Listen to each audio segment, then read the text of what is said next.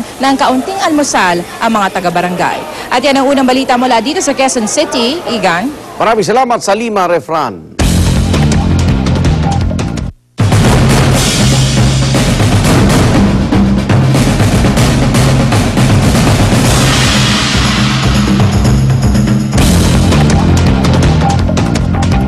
Miyembro ng Presidential Security Group, sugatan matapos sumalpok ang sinasakyang motor sa isang kotse sa Makati.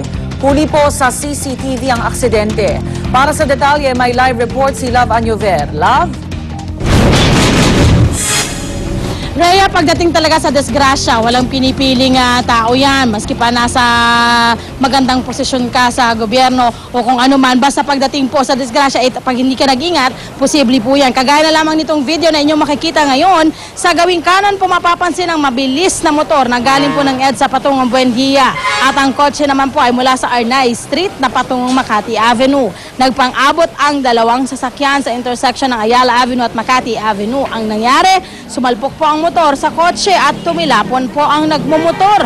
Wasak ang ilang bahagi ng motor samantalang UP naman ang harap at kaliwang bahagi ng kotse.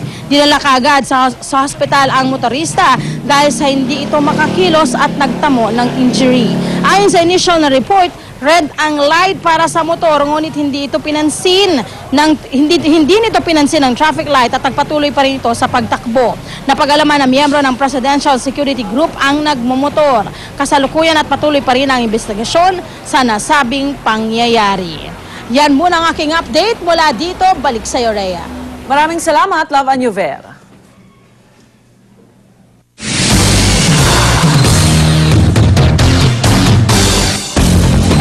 Ilang lugar sa Oriental Mindoro nananatili isolated dahil pa rin sa baha. Hindi pa rin naibabalik ang kuryente sa ilang lugar. Darito ang report ni Emil Sumangil. Bukod sa lubog pa rin sa tubig ang mga bahay sa tabi ng mga umapaw na ilog at bakawan, wala pa rin kuryente sa mga sityo at ilang barangay na nasa paanan ng Mount Halcon. Ngayong gabing ito ay magkakameron ng kuryente, pero yung mga tao na nabaan ay nailikas naman ho ng mga ganda. Dito sa waiting shed sa tabi ng highway, nagpasya ang pamilya Manalo na magpalipas ng magdamag. Bukod kasi sa nananatiling blackout ang higit sa kalahati ng mga bayan ng Baco at Calapan City, pinasok na rin ng putik ang kanilang bahay. Katulad nga po nito, ang lamig dito. Ay talaga pong hirap, kahapon po kami ngayon ganito dito.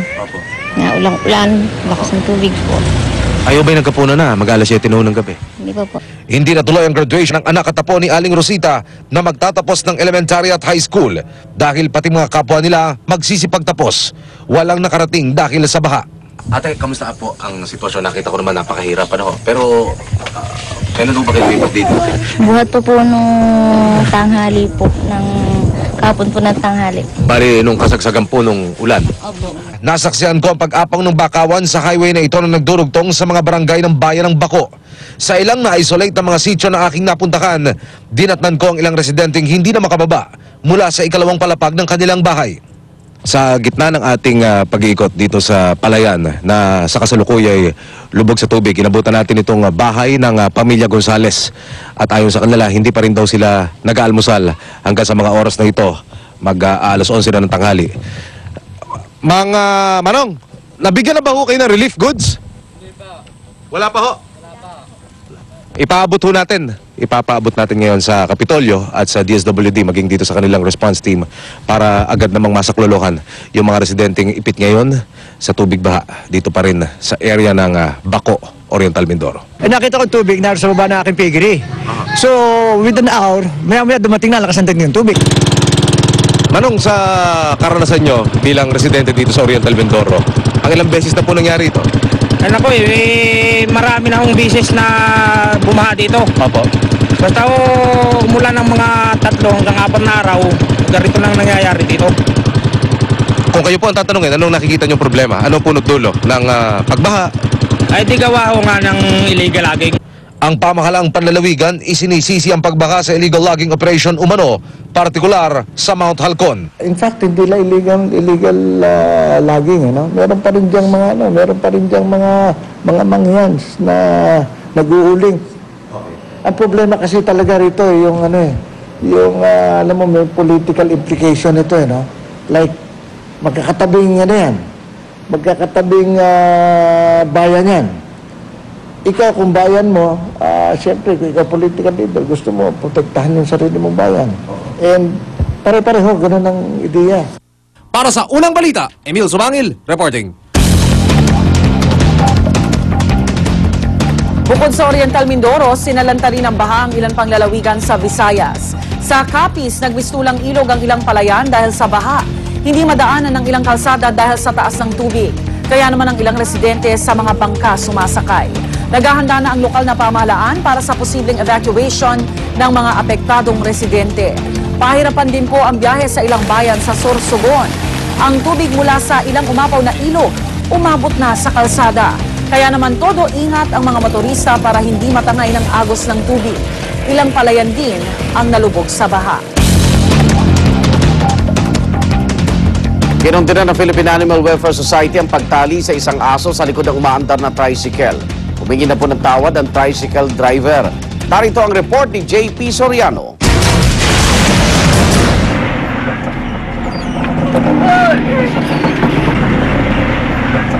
Umuungol pa ang kawawang asong ito nang makunang nakatalit hinihila ng isang tricycle sa Taytay Rizal.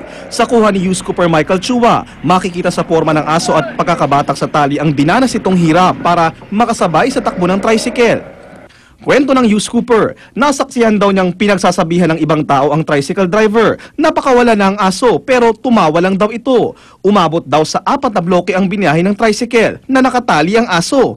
Sinadya ng aming news team ang Taytay Rizal at nakausap ko ang tricycle driver sa video. Hindi naman niya itinangging siya ang nagmaneho sa tricycle. Siya rin mismo ang nagtali sa aso na hindi raw sa kanya at napulot lang. Nakawala rin daw ito paghinto niya sa palengke. Tinali ko siya para makita po siya ng may-ari sa likod. Hindi ko na po siya pwedeng isakay sa loob. Baka naman po ako kagatin. Hindi niyo po ba naisip baka mahirapan yung aso, masakal o Naisip ko po yan, kaya po hindi ako tumatakbo ng mabilis. Dahan-dahan lang po ang takbo. Dismayado ang Animal Welfare Group na po sa ginawa ng tricycle driver. Hindi raw ito nalalayo sa asong isinako at itinali sa likod ng isang sasakyan papuntang Baguio. An animal will not be able to keep up with ang pace ng makina na kahit na sabihin pong mabagal ang takbo. At saka hindi rin makakapagsalita yung hayop na pagod na siya, na hahapo na siya, or gusto niya nang uminom ng tubig. It's also prone na mabangga siya sa likod. Humihingi po ako ng pauman sa inyo at wala naman po akong masamang iniisip. At ang sa akin lang po, concern lang po ako sa taong mamamayan na baka makadisgrasya yung aso. Kung kayo po ay may nais pa-rescue yung aso, pusa o ng mga ihayop sa inyong lugar, maaari niyo po ito pagbigay alam sa inyong mga City Veterinarian's Office o di kaya i-check ang website ng POS para malaman kung paano ang pwedeng gawin para maprotektahan sila. Para sa unang balita, JP Soriano reporting. Isang nurse patay bago pagnakawan sa Santiago City sa Isabela. Sikat na pop rock band na Hanson nasa Pilipinas na para mag-concert. Huwag pa huli, tutok lang sa unang balita.